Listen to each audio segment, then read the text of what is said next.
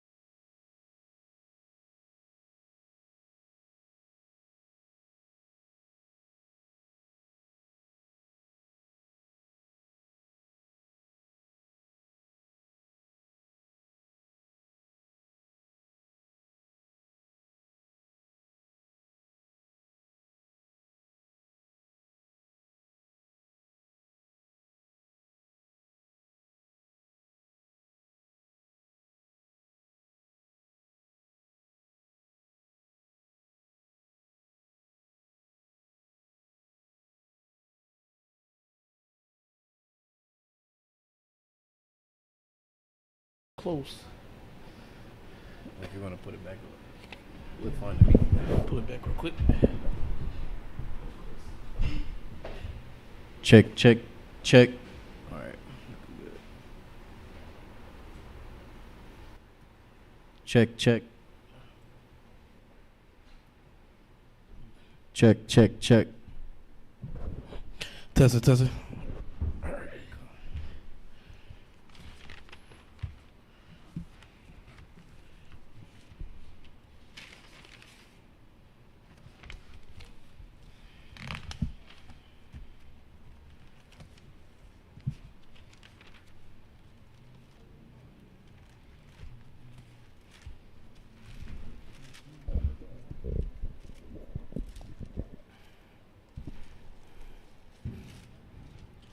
Con, this is the book of the true family. Con, we going into the true family, man. The true family part 2. We were supposed to finish this, but we didn't get to. Family, welcome to Wednesday Wisdom again. All praise be to the power of Abraham, Isaac, and Jacob. We're going to get our timing down a little bit better next week. You know, we're a little bit late. Salakia family usually start at 6 p.m., but we're going to get it together next week. Con, so let me get Colossians 3:17. This is the book of Colossians chapter 3 verse 17. And whatsoever you do in word or deed, do all in the name of the Adonai Yahushai, giving thanks to the Adonai and the Father by him. So whatever we do in word or deed, we're going to give thanks to the Father and Yahushai, right? Everything we do in word or deed, we're going to give thanks, right? So let me get Matthew chapter 12 verse 46, right? Just to get a good start, right? Because you got your physical family, right, in the flesh, but you have a spiritual family, right? You have a spiritual family, a family that you have in the spirit, right? And so we're going to go into that, right? That true family, that true spiritual family. This is the book of Matthew chapter 12 verse 46. While he yet talked to the people, behold, his mother and his brethren stood without, desiring to speak with him. Then one said unto him, behold, thy mother and thy brethren stand without, desiring to speak with thee. But he answered and said unto him that told him, who is my mother, and who are my brethren? So this is a question right here. Christ is asking, who is my mother and who is my brethren? Right? It's honestly a rhetorical question because he already know that his physical mom and his biological brother is trying to speak to him. Right? So let's see what Christ said. Who is my brother, who is my mother, and who are my brethren? And he stretched forth his hand toward his disciples and said, behold, my mother and my brethren, for whosoever shall do the will of my Father, which is in heaven, the same is my brother and sister and mother. So you see right here that Christ is referring to his brother, his mother, right, and his sister are the people that do the will of his Father. So you have brothers and you have sisters in your congregation or in the congregation of LOZ, right? We have our online family right here, right? This is the true family, man, right? Because I always think about it, when all hell break loose, are you going to be able to look at your physical mother and father in those times if they're not keeping the commandments, right? There's going to be some tough decisions to be made, right? Like the example of Lot, right? With Lot and his wife. His wife turned around. Did Lot turn around? That's right? Real now. So now let's go to Genesis chapter 6 and look at that real quick. Nah, I'm good. I'm going to keep going forward. I'm going to keep moving. I ain't see nothing. All right. I don't know nothing. I don't see nothing. I'm going to keep moving. Mm-hmm. Genesis. I think, no, it's not chapter 6. I think it's verse 19. 19. Or chapter 19. God. Genesis 19. Wait. Exodus. Genesis chapter 19, verse 24. Salat. This is the book of Genesis, chapter 19 and verse 24. Then the Most High rained upon Sodom and upon Gomorrah brimstone and fire, from the Most High out of heaven, and he overthrew those cities and all the plain and all the inhabitants of the cities and that which grew upon the ground. But before you move on, this, we know that Sodom and Gomorrah was full of homosexuality, right? And the Most High rained fire down from heaven onto them, right? And the same thing, you know, this is kind of off topic, I'm veering off a little bit, but the same thing is going to happen here because fire is going to come down from heaven from nuclear bombs, right? Actually, let me get a scripture real quick. Give me a second.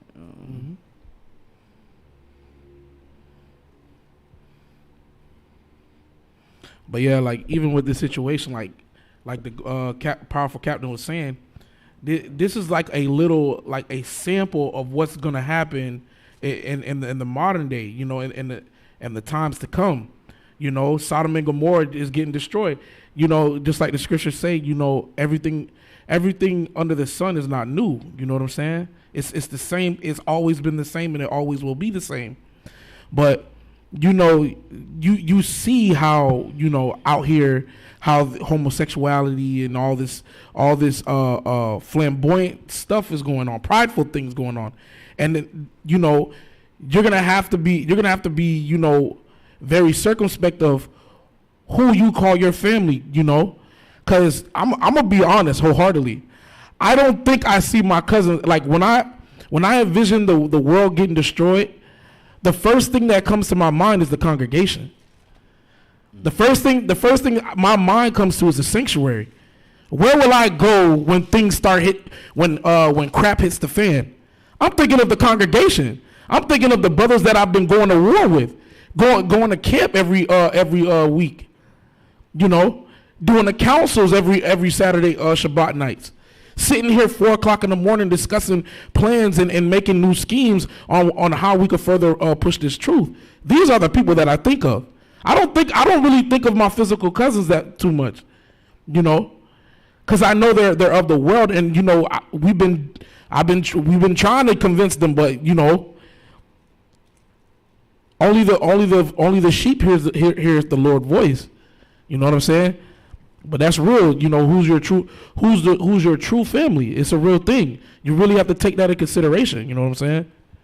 Come on. Let me get Revelation chapter 13 and verse 13. Right?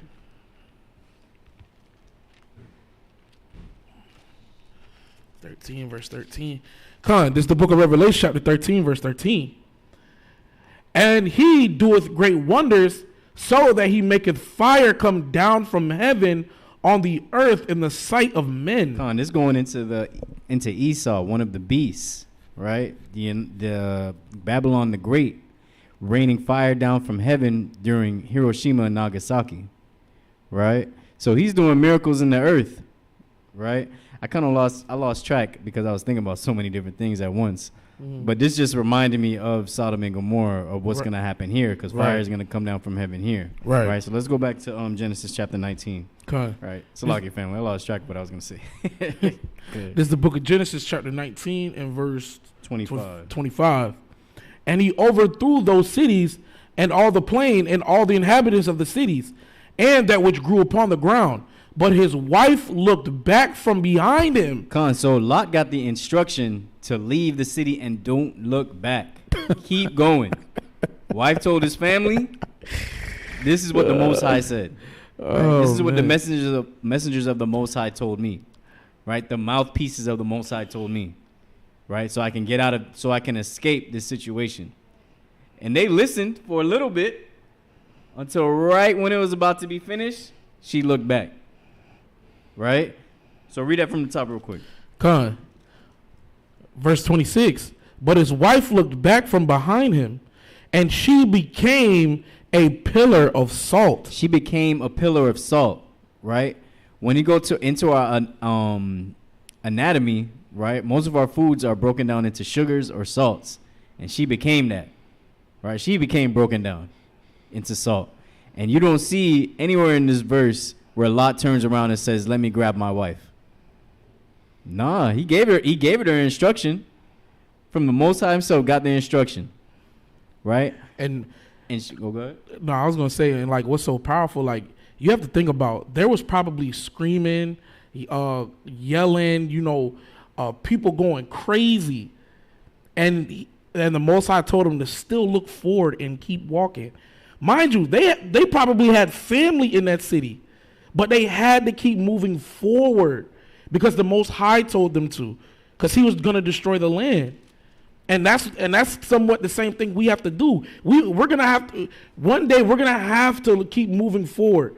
We're gonna be seeing people die from the left and to the right of us, but we're gonna have to continually keep moving forward.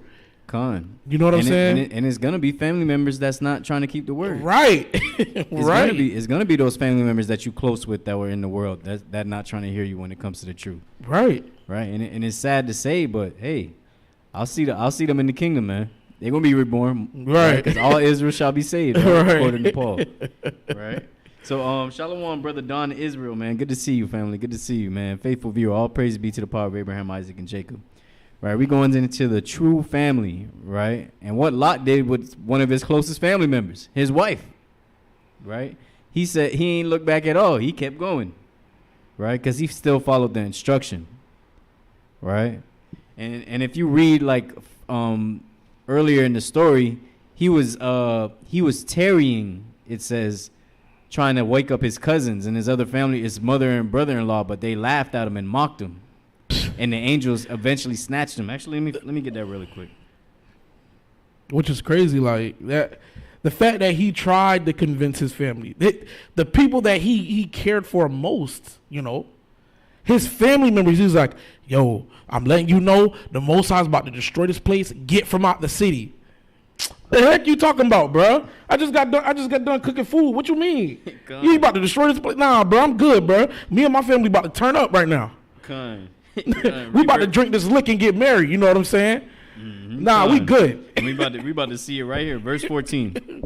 Verse 14. Verse 14. This is the book of Genesis, chapter 19, verse 14. Mm-hmm. And Lot went out and spake unto his sons-in-law, which married his daughters, and said, Up, get you out of this place, for the Most High will destroy this city. But he seemed as one that mocked unto his sons-in-law. So his sons-in-law was mocking him. He's like, oh, shut up. Right? He told him that. Right? Keep reading. And when the morning arose, then the angels hasted in Lot, saying, Arise, take thy wife and thy 2 daughters, which are here, lest thou be consumed in the city of the city. In the iniquity. In the iniquity of the city. Salah. Uh-huh. And when he lingered. And he still lingered. It says, and while he lingered, he was still trying to talk to his family that didn't believe. Right? Keep reading. And while he lingered, the men laid hold upon his hands. So the angels had to snatch him up. Right? Read. And upon the hand of his wife, and upon the hand of his 2 daughters, the Most High being merciful unto him, and they brought him forth and set him out the city. So imagine this: they're outside the city right now. So, and that was literally a miracle that just happened. The angels came and grabbed him, snatched him up, put him outside the city, and the wife still turned around and looked back. And the powerful thing is the fact that the Most High had mercy on him after he even told him, "Get out of the city now." Mm-hmm. But he still had mercy on Job, because Lot was found righteous. You know what I'm saying? And the thing is with like religion and stuff, they focus so hard on the merciful side, but they don't realize that there's still judgment. Right. Right. There's a limit to the mercy if you keep doing what you're doing. Facts. Right. So like I had cut you off too. And no, you good. Shalom, Sister Yeshraya. We're going into the true family part 2. You know, we trying to finish this thing out. Right. Going into the true family and how we deal with our family that's, you know, not trying to hear the word or not trying to wake up. Right? Con. I think that was it on that, right? Mm-hmm. Con. So go back to Matthew 12 and 49.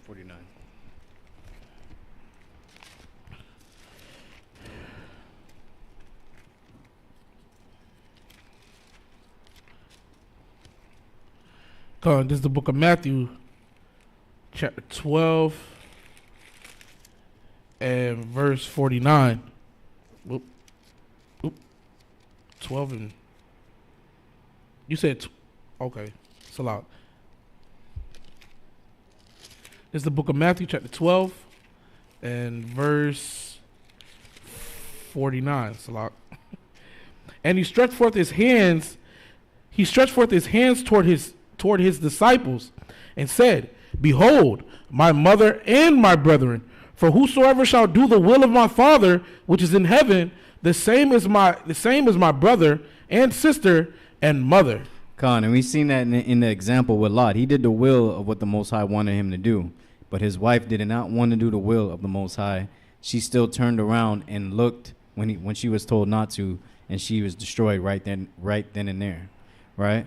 And that's the hard part, man. Because I remember even when I first learned the truth, I went straight to my family and told them we was like a little small round table, right? I forgot. I think it was winter, right? I came in the house, laid the Bible on the table, and I said, "Look, everybody sit down." I told them what it was, and they all looked at me crazy, right? And I walked out with my head down, like, dang. I wish the Most High would wake them up too, because we don't want to see anything happen to our family members. Right? We don't want to see anything happen to them in the times to come. We don't want anything to happen to them now. Right. Right? Because we're giving them these warnings. We're what's the word? Us giving them warnings, man. It washes the blood off of us, but there's still blood on them because they're not trying to change their ways. Right. Right. Let me get 1 John 3 and 15. Unless you had a precept. Nah. Okay, cool. 1 John 3 and 15. Con, this is the book of 1 John. Oh, you said 1 John? Con. Oh, it's a lot.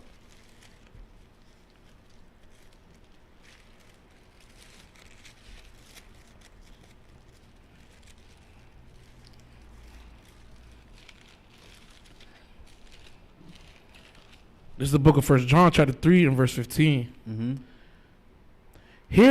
Hereby perceive we the love of the Most High, because he laid down his life. 15, verse 15. Oh, verse 15, Salak. Mm-hmm. Whosoever hateth his brother is a murderer. Mm-hmm. And ye know that no murderer hath eternal life abiding in him. Con. So we switching gears a little bit. We going into people that have disagreements, or even to the point where they hate their brother, is letting you know that you're considered a murderer in the eyes of the Most High, right? Let me get Leviticus 19 and 16. Mm-hmm. Leviticus 19 and 16. Actually, let me get verse 16 here.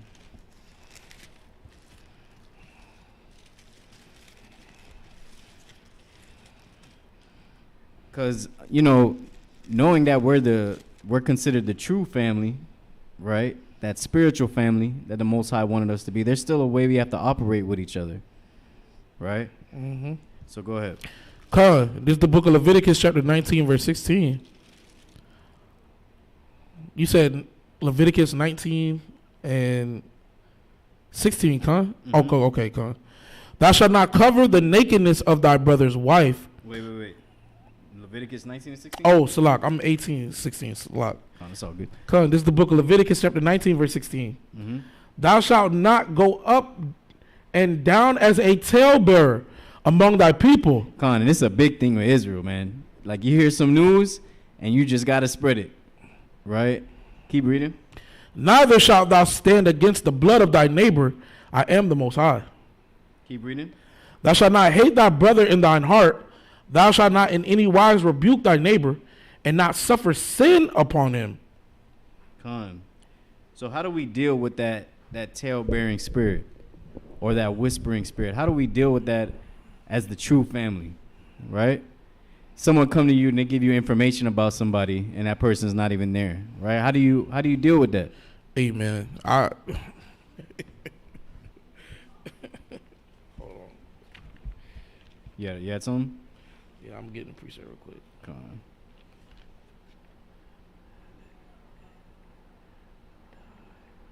Let me get, while you get that, let me get Sirach 19 and 10. God.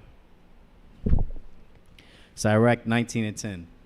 Right, because murmuring is a big thing in Israel, man. There was a lot of murmuring going on in Egypt. I mean, this has been going on since ancient times. Right? Oh, Con, that's the exact precept I was going for. Okay, Con. Con, that's a spirit. Con, this is the book of Sirach, chapter 19 and verse 10.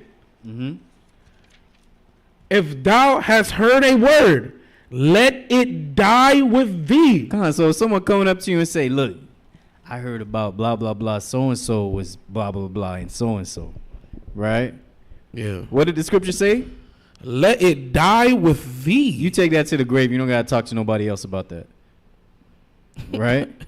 And be bold. It will not burst thee. Come on. And don't act like you a bubble about to burst. Right. And you walking around and you just got to burst out that information.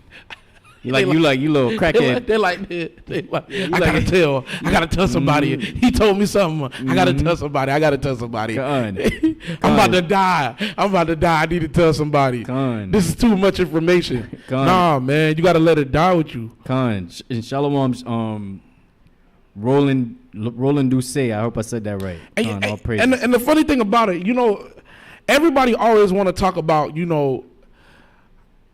they want people around them that's real. I want real friends. I want real family. A real family member, a real person that you care about, when they tell you something, when you tell them something, you should be able to confidently go to them and express how you feel about a situation, or express something, and you don't go run your mouth to other people about what that brother just told you, man. And it'd be like this. Well, don't tell nobody. Don't talk to nobody about this. And then the next person say, hey, don't tell nobody. Yeah, don't tell nobody. Don't tell nobody I told you this. Say it was from somebody else. Don't let them know it was me, because then they gonna look at me as the bad guy. Mm-hmm. But you shouldn't have told them in the first place. If everybody want a real friend or a real family member, this is one way to show or be an example of it's not telling people business. You know what I'm saying? Mm-hmm. After they told you something, as you were in a position of being a confidant, somebody's guide, somebody's what's the right word? Somebody that you can vent to. It's a confidant, yeah. Yeah, a confidant. You know what I'm saying? We should be able to hold people's words and letting it die with us, keeping it to ourselves. Keep on. Nah, because I was gonna say, now, if that person wanted things to be known publicly, they would have spoke publicly. Mm-hmm. But if they talk to you privately on a one-on-one, having a heart-to-heart, you should keep that to yourself. You know what I'm saying? Mm-hmm. Keep it locked. Throw it away. Matter of fact, you should be so trustworthy to the point you almost forget about it after they told you it. he told me that. You told me that. Nah, I don't remember that. You should be that loyal. You know what I'm saying? Mm-hmm. But I rest my point. You know what I'm saying? Read verse 8. Verse 8. Wait, start at verse 6. Go to verse 6. This is the book of Sirach, chapter 19, verse 6. Uh-huh. He that can rule his tongue shall live without strife, and he that hateth babbling shall have less evil. Uh-huh. Rehearse not unto another that which is told unto thee. So when someone speaks to you about something, you don't got to rehearse the same thing to somebody else. Right. If you don't, because that's the thing. I feel like Israel be having running out of stuff to talk about. Yeah. They run out of stuff to talk about and be like, you know what? Let me just share some of this tea real quick so we can talk about something else. Right? Sometimes it's just better to just relax. Be quiet, man. Right. You ever been in silence around your friend before? There could be a point where y'all stop talking and just be in each other's presence. Because presence is enough. You know what I'm saying? Like, y'all can stop talking for a while and just vibe. You know what I'm saying? But I know your mind probably going crazy. Dang, I wish I could talk about this with him, bro. I wish I could say something. Right. But you just got to relax that spirit, because that's all that is a spirit. Right. And that's how you cause discourse among your friends. And right? And that's how you cause people not wanting to speak to you about things. Mm-hmm. Right? Come on, go ahead. No, and I was going to say, like, and that's how, and that's how that's how Israel got somewhat destroyed too. Because we were doing that murmuring against one another. We was doing that, let me tell this person what he told me. Now that person got beef. Even got Miriam caught up. Right. With Moses. He with this Ethiopian woman now. Him and Miriam and Aaron talking about it amongst each other. Right. And now it finally gets to Moses. Right? We got to relax, man. Sometimes it's better to just shut up. Right. So start from verse 7 again. Come on, verse 7. Rehearse not unto another that which is told unto thee, and thou shalt fare never the worse.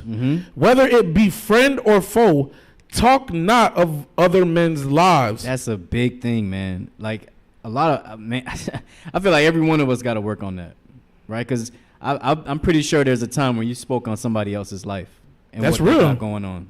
That's real, Right. man. So read that from the top. Come, whether it be to friend or foe, talk not of other men's lives. And if thou canst without offense, reveal them not. Come, reveal. Don't reveal the other person's life. If you see, like, dang. Just say, hey, the brother, I just know this brother, all right? Come on. And the easiest way to get around that, somebody speaking to you about somebody else, be like, you know what? Maybe you should talk to him about that. I really don't know what's going on. Right. Right? So you can just air out all that stuff. Get rid of that spirit, that whispering and that murmuring spirit. Right. Right? So read verse 8 again. Come, verse 8. Whether it be to friend or foe. Come on. So this is even going into your foes, people that you don't like. Right? And you know it's hard for people not to talk about somebody they don't like. That's real now. Right? Go ahead. Talk not of other men's lives. So you're not even supposed to talk about your foes' lives. That's interesting. Come. Right? And that's showing love to your own people that could be considered your enemy. Right? Keep reading. Come, whether it to be friend or foe, talk not of other men's lives. And if thou canst without offense, reveal them not. For he heard and observed thee, and when time cometh, he will hate thee. That's crazy, man. So we don't want somebody to be hated, right? Because we just read earlier that if you hate somebody, you consider a murderer. Right, and that's bad, bro. Like, that's really bad. When a person get a whiff of you talking about them to somebody else, that anger is a different type of anger. Like that's almost, it's almost rage to a point. Now that brother could be hot mad. Soon as he see you, he was calm before you got into the area, and soon as he seen you, just because he heard you talking about somebody else, you know, and he heard you talking to him about him, talking about a person talking about him, bro, he might smite you. He might smite you on the spot. He might take your life right then and there. Just because you were going around murmuring about that same brother, and he caught a whiff of what you were saying. Mm-hmm. You know. So let me get Sirach chapter 28 verse 13. Come on. Sirach 30 and verse 15. 28 and verse 28. 13. 28 verse 15. Come on. This is the book of Sirach, chapter 28 verse 15. 13. Verse 13. Come on. Curse the whisperer and the double-tongued, for such have destroyed many that were at peace. Come on. So you don't want to destroy someone's peace, man, by whispering about them or speaking about them. Right? You don't want to destroy that person's peace by talking about them. Right? So now you're building an image of that person without that person even knowing. Right? And you know that having a good name in Israel is everything. That's right? true, And you don't want to destroy that person's name. Can you imagine somebody doing amazing things throughout being in the truth, and all of a sudden all it takes is one person whispering about them to destroy everything that they did before? Right? So we just got to watch out for that when we're dealing with our family members, our true family. Right? Watch out for that murmuring spirit, because it may seem like it's something simple, but it's definitely difficult to deal with when it comes to Israel. Like, that murmuring spirit is something dangerous. Like, it's like a fire that's kindled. Like, so as soon as somebody get a word and they don't let it die with them, and they keep spreading it, it's like a spark to dry wood. It just everything is engulfed in flames. Just because a person couldn't hold their tongue, couldn't be a real one, couldn't hold it down for the brother or the sister that told them something, you know. So I'm gonna go into the definition of murmuring. It says a soft, low, or indistinct sound produced by a person or group of people speaking quietly or at a distance. Right? That's like the actual definition. And then it says a subdued or private expression of discontent or dissatisfaction. So it says a subdued or private expression. This is private, so the person doesn't know, of discontent. So you have a problem, or dissatisfaction, or you're not satisfied with something that, or something that is done, or something that was said, right? So how do you get rid of that murmuring spirit? What do you do if you feel like that you have that murmuring spirit? Hey, keep silent. I say keep silent. Come on, I say speak to that person that you're talking about. If you have any type of discontent or dissatisfaction, you speak to the person directly. That's real too. Instead of speaking to everybody else about it. Right. Right? You speak to that person. Hey, look, man, I'm not gonna lie. I wasn't really, what's the word? I wasn't really satisfied with that decision that you made, or I wasn't satisfied with the thing that you did. Right. Right? Can we like kind of talk about this so we can get some, so we can see eye to eye. Right. And that's probably more difficult than doing anything else you've ever done in your life, because you being as honest as possible about something you don't like about somebody. Right? You had something? Nah. Okay, Con. So, Con, we went into another aspect of what it means to be in the true family, man. Right? Even with your mom and your pops, if your mom and your father did something wrong, you're going to speak to them about it. You ain't going to tell all your friends about it. Right? If your brother do something wrong, you tell him about himself right away. But somebody you don't know and you call them family, brother, mother, or sister, right? You talk to somebody else about them instead of speaking to them right away. Right. Right? So let's go back to Leviticus 19 and 17. Okay. Because that all goes back to Leviticus 19 and 17. Okay. This is the book of Leviticus chapter 19 verse 17. Mm-hmm. Admonish thy neighbor before thou threaten him. Wait, go to Leviticus 19 and 17. Okay. Oh, Leviticus, sorry. This is the book of Leviticus chapter 19 verse 17. Mm-hmm. Thou shalt not hate thy brother in thine heart. Thou shalt in any wise rebuke thy neighbor and not suffer sin upon him. So if you have a problem with your brother and your sister, right, you correct them. And that's speaking to them up front. Right, before it gets any bigger. Right. And then now all of a sudden you're caught up in some sin you don't even need to be in. Right.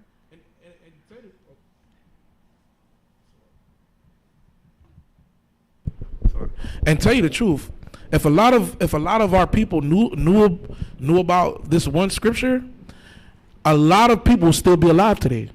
You know what I'm saying?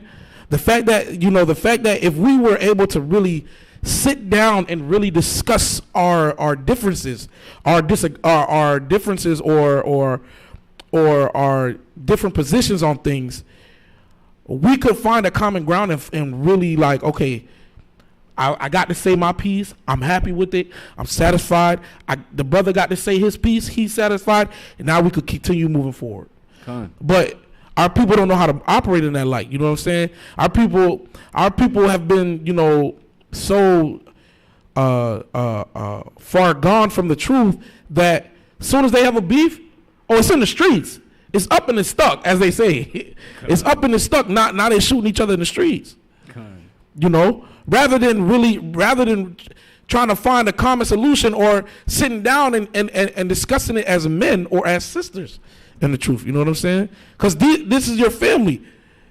You may not, a lot of people may have difficulties with this, but the nation, the so-called blacks, Hispanics, and Native Americans, they your brothers and they your family. They your family. The man that you see walking down the street, the man that you see walking down the street that just got off work, that's your brother. The man, the sister that's walking with her child, that's your sister. And we have to operate in that certain light. You know what I'm saying? Because they're our family too. So yeah, I yield with that point. Our praises.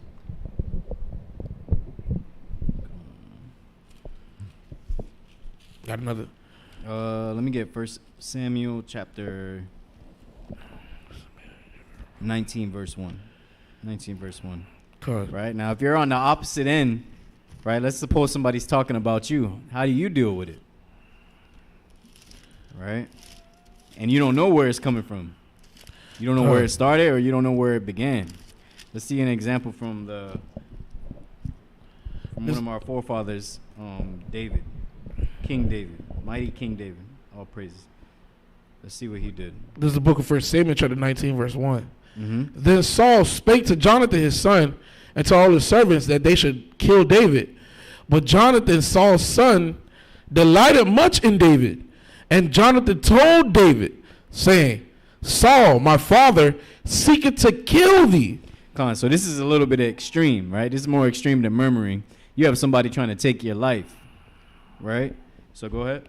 Now therefore I pray thee, take heed to thyself until the morning, and abide in a secret place, and hide thyself. And I will go out and stand beside my father in the field where thou art. And I will commune with my father of thee, and what I see, and what I will tell thee. Con. So we don't got to read too much into the story, but pretty much Jonathan is going to tell David what to do. All right. And as you know, David didn't take revenge in that instance and tried to kill Saul at any point when Saul was trying to kill him. Right. He avoided it at all costs and even showed Saul love and mercy when there was times where he could have killed him. Right? So we're going to go into another example. Right? I'm going to build this case really quick. Right? Let's go to Salak. 1 second. Shalom, brother Richard Morantes. Good to see you, man. Good to see you. All praises. Go to David. Yeah.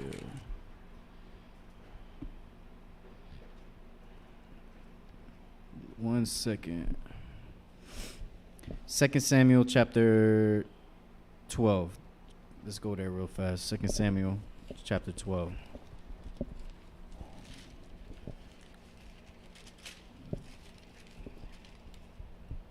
So, as you guys know, David committed adultery when you read the story about David, right? And now we're going to see here where Nathan tells him what's going to happen to him and what's his judgment, right? He had the liberty to know what's going to happen to him. A lot of us don't know what's going to happen to us because of what we may have done willingly or unwillingly, and when we wasn't in the truth, and now that we are in the truth, right? So David knew these things. And he moved accordingly. We're going to see now. So read 2 Samuel chapter 12. And you can start at verse 9. Okay. This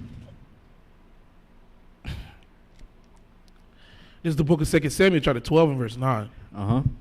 Wherefore hast thou despised the commandment of the Most High to do evil in his sight? Mm-hmm. Thou hast killed Uriah the Hittite with the sword, and hast taken his wife to be thy wife. So David murdered the Hittite, right? And took his wife just so he can take his wife, right? Keep reading. And hast slain him with the sword of the children of Ammon. Mm-hmm. Now therefore the sword shall never depart from thine house, because thou hast despised me, and hast taken the wife of Uriah the Hittite to be thy wife. Thus saith the Most High, behold, I will raise up evil against thee out of thine own house, and I will take thy wives before thine eyes, and give them unto thy neighbor, and he shall lie with thy wives in the sight of this son. It's the frankincense and myrrh. The myrrh is myrrh right now. God. So we see that David received his judgment right there from Nathan the prophet, right? So we're going to see how David reacts to certain things, right? So we're going to see one of his judgments being taken place. Let me get 2 Samuel chapter 16, verse 22. Okay. Right? This is the book of 2 Samuel chapter 16, verse 22. So they spread Absalom a tent upon the top of the house, and Absalom went in unto his father's concubines in the sight of all Israel. And the counsel of Ahithophel, which he counseled in those days, was as if a man had inquired at the oracle of God. So come, we see this coming to pass that since David did that thing in secret, the Most High took his wives and did it before everybody, right? And it was with his own son, Absalom. His own son did it, right? The Most High put that spirit on Absalom to do that because of what David did, right? And David didn't do anything. David didn't try to kill Absalom, right? He actually had to leave Jerusalem during this time when you read the story, right? Give me 16 verse 11. God. Wait. Verse 9.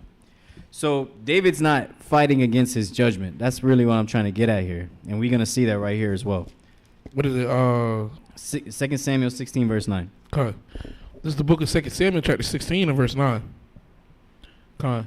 Then said... Oh, wait. Salak. Right, King, why the dog Verse 7.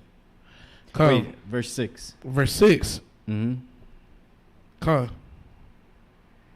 Verse 6. And he cast stones at David and at all the servants of King David, and all the people and all the mighty men were on his right hand and on his left. Mm-hmm. Thus said Shimei, when he cursed, come out, thou bloody man, and thou man of Belial. Right, so right here, David is with all his men, and Shimei is throwing stones at him, right, calling him a bloody man, right? Keep reading. God. The Most High hath returned upon thee all the blood of the house of Saul, in whose stead thou hast reigned. And the Most High hath delivered the kingdom into the hand of Absalom thy son. And behold, thou art taken in thy mischief, because thou art a bloody man. Right, so he's calling him a bloody man, and that's the thing that I'm realizing here is he's calling him a bloody man because of Saul, right? But it's in the spirit when you really look at it, he's really being called a bloody man because of Uriah the Hittite, right. A murderer, right? But the person that's calling him that don't even know that he's calling him that because it's spiritual things going on right now, right? Keep reading. Then said Abishai, the son of Zeruiah, unto the king, why should this dead dog curse my lord the king? Let me go over, I pray thee, and take off his head. So, right, Abishai is saying, let me get revenge for him even talking to the king this way, right? Read. or throwing stones at him, too. And the king said, what have I to do with you, ye sons of Zeruiah? So let him curse, because the Most High hath said unto him, curse David. Because who said unto him? Because the Most High hath said unto him, curse David. This is coming from the Most High that I'm being cursed right now, right? Read. Who shall then say, wherefore? Who shall then say, Khan? Who shall then say, wherefore hast thou done so? And David said to Abishai and to all his servants, behold, my son, which came forth of my bowels, seeketh my life. How much more now may this Benjamite do it? Let him alone and let him curse, for the Most High hath bidden him. So the Most High is doing these things, right? That's a part of his judgment, right? His son, his own son is even trying to take his life, right? But this is all coming from the judgment of the Most High that Nathan gave David, right? And a lot of us don't know what our judgments can be and what can happen to us. And we really don't know, honestly. And that's why I say in the time of adversity, when you're dealing with stuff with your family members or things that you got going on, you got to just relax and stay calm and stay patient in those times. Right.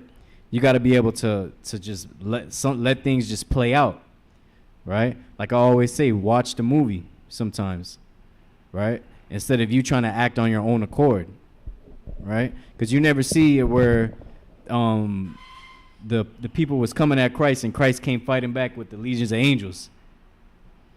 Right. And also one thing is too is to stay calm in a situation like that. Think about this. David could have got emotional. And David- he probably throwing big stones. At him. Right. David could have got really emotional or out of the spirit and just said, you know what? I'm going to go out there and I'm going to try to handle business. And he could have ended up dead. Con, even for our brothers that go to camp and they dealing with certain spirits and people coming at them. Right. Right. That's when that's the times where we're being tested. Right. To either stay calm or, sometimes you really and truly have to do something because, it gets a little extra. But those are the times we're being tested, man. Right. They sought to kill David, and he took it like a G. He was like, listen, let them say what they're going to say about me. It is what it is. The Most High is doing that. I can't stop the Most High from them cursing me and being disrespectful. I can't stop my family talking crap about me because I won't eat pork and I won't celebrate 4th of July, 4th of July with them. Let them talk. I'ma still serve the Lord. Even though I messed up, this is David. Like, even though I messed up, you know what I'm saying? I'm gonna take it. It is what it is. Because then imagine if he would have came and killed Shammai, then he would have been on charges for something else. Right. For murdering his brother. Right. Right. So that's why it's very important that in certain situations when you're dealing with your family member or someone that's coming against you, you got to understand what's really going on. Right. Right. It could be a spiritual matter, man. Right. And also one thing too, Jonathan was a true friend of David. He was a real one even though his father, his own blood, was looking to kill this man. He was like, you know what? I'm gonna go tell David to save David's life. And that's because he's not having no respective person. Right. Just because it's his father, he knows that his father is wrong in this instance according to the law. Right? And a lot of us could be wrong in certain instances, but we're using respective persons. Right? A lot of us could be wrong in certain instances when we're doing things because we're using respective persons. Right? So we make sure we got to watch that. Right? And it goes back to like how you personally feel versus what the law says, and the scriptures go into saying I'm paraphrasing, Just paraphrase it, brother. There's no sin, there's no law. Where there's no law, there's no sin. Right? So don't be trying to enforce your own ideologies on people or how you want things to go, because that's not your movie at the end of the day. Right? Sometimes you need to watch other people's movie and don't say nothing. Right? You can't tell the person don't go in there, don't go behind that door. If it's already playing out, like you can't stop that. Like, yeah, you can't speak on somebody else's movie. You can't be a critic, right? Don't be a critic for somebody else's movie, man. Prime example, just like the movie, what is it? Boys in the Hood. Every time I want Ricky to make it, and I tell the dude don't shoot, hey, it's gonna play out either way. You know what I'm saying? I can't do nothing. All I can do is say something, but that's it. The movie's gonna play out whether you want it to or not. So, Con. That's real. God. So if you're dealing with any of these types of spirits, man, and you feel like you need to get over it or get out of it, because that memory spirit's a big thing, man. Yeah. Right. Let's go to Luke chapter 17, verse 4. Or even like understanding how to forgive, because it's easier for somebody to throw blows and talk about them behind their back, right, than to actually forgive that person. Luke chapter 17 and verse 4. 4? Mm-hmm. Okay. It's the book of Luke chapter 17 and verse 4. And if he trespass against thee 7 times in a day, and 7 times in a day turning again to thee, saying, I repent, thou shalt forgive him. And the apostle said unto the outer one, increase our faith. Right? And that's a classic scripture right there. And get your faith increased, man. Right? Get your faith increased to get rid of them spirits. Right? Get your faith increased to actually deal with that stuff coming at you. Right? Ask the Most High, increase your faith in Him, that He's gonna make everything all right. Right? Let me get that in Matthew chapter 18, verse 21 too. Right? Because you got to think these are the apostles speaking. They're asking Christ to increase their faith, asking the Most High to increase their faith, right? And the apostles, what? Those are mighty men. So how much more us? 18 verse 21. This is the book of Matthew chapter 18 and verse 21. Then came Peter to him and said, Adawan, how oft shall my brother sin against me, and I forgive him? Till 7 times? Yahushua said unto him, I say not unto thee until 7 times, but until 70 times 7. Con. And a wise saying I've heard from one of the captains one time. He said sometimes we got to be like children, man, with this thing. You know, you see children fighting for like 15 minutes straight, and then in the next 15 minutes they all hugging and having the time of their life. Right, playing hide to go seek or tag. Right. And as we grew up, we got to get that spirit that spirit of that child back. Right? We got to get that spirit of that child back, man. When we get into something, in the next minute we friends again. Right? We got to get back into that. Right? Because as we get older, it's like we turn into what the scriptures say, an adamant stone, where nothing could get through, and now we holding these grudges, and now we not forgiving our brothers, and we going against Matthew chapter 6 verse 9. Right? So just remember that, family, and understand that this is just another aspect of being that true family. Yeah, anything? I got nothing. Come on. So let me get this parable real fast, and we'll end it off with that. Let me get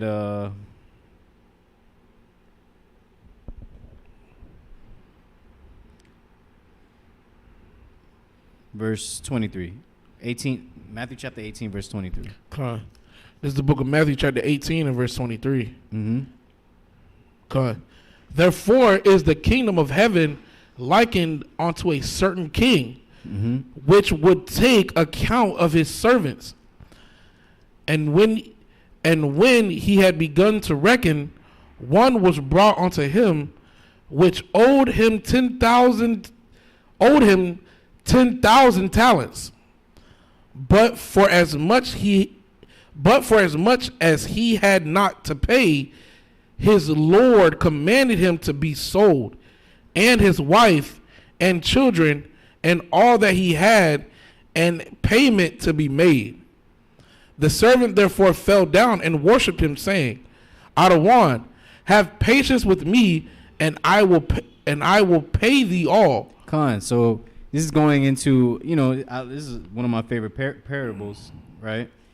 He's asking the Most High to have patience with him, and I'll even everything out. I'll get things together, right? Read.